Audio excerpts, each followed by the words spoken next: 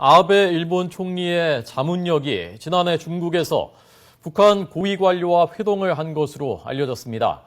일본이 납치 문제를 해결하기 위해서 북일 정상회담 추진하는 게 아니냐라는 분석이 나오고 있고 파장이 일고 있습니다. 도쿄 연결하겠습니다. 최명신 특파원 나오십시오. 네, 도쿄입니다. 네. 자, 누가 언제 만난 겁니까?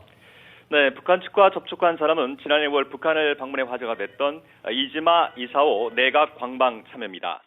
일본 교도통신은 복수의 외교 소식통을 인용해 이즈마 참여가 지난해 10월 말 나흘 정도의 일정으로 중국 다롄을 방문해 북한 고위 당국자와 접촉했다고 전했습니다. 이즈마 참여는 앞서 지난 2002년과 2004년 고이즈미 주니치로 당시 총리의 정무비서관으로 평양을 방문하기도 하는 등 일본인 납치 해결을 위해서 정상회담이 필요하다고 주장해온 인물입니다. 이즈마 참여의 대북 접촉은 최근 과거사와 영토 문제 등으로 한국과의 갈등이 계속되고 있고 미국으로부터도 비판을 받는 등 일본이 외교적으로 수세에 몰린 상황과 무관치 않아 보입니다.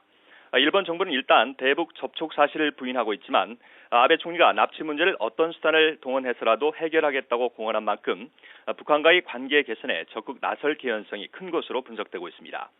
납치 문제를 해결해 정권 지지율에 힘을 보태려는 일본과 핵 개발에 의한 경제 제재에서 벗어나려는 북한의 이해관계가 맞아떨어졌을 것이란 분석이 나오고 있습니다.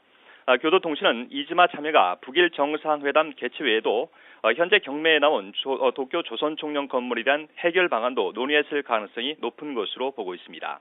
1986년 완공된 이후 사실상의 북한 대사관 역할을 해온 조선총련 건물은 지난해 10월 재경매에 붙여진 후 아직까지 사겠다는 사람이 없는 상태입니다.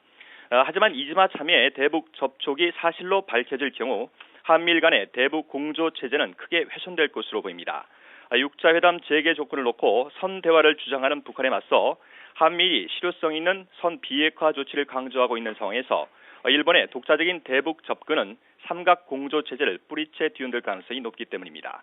지금까지 도쿄에서 YTN 최명신입니다.